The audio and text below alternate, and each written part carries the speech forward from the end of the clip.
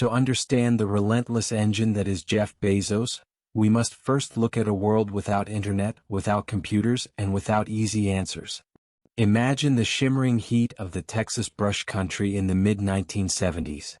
This is Cajula, a place of dust and grit, where a young Jeff spent every summer from the age of 4 to 16.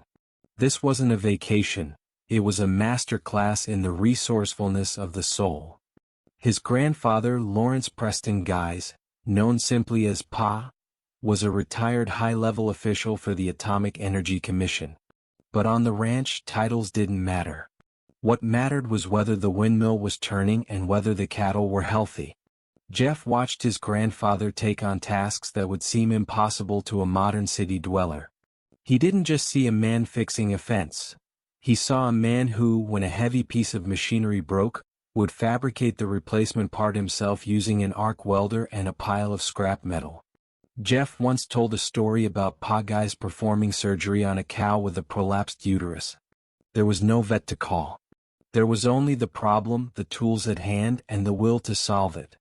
This fix-it-yourself mentality became the primary software of Jeff's brain. He learned that if you are clever and you don't give up, you can build a house, repair a tractor, or vaccinate a herd of cattle. But there was a darker, more personal layer to this drive. Jeff was born Jeffrey Preston Jorgensen. His biological father, Ted, was a teenage unicyclist in a circus. A man who drifted out of the picture before Jeff could even form memories. His stepfather, Mike Bezos, was a Cuban immigrant who arrived in America at 15 with nothing but a few shirts and a fierce determination to be someone.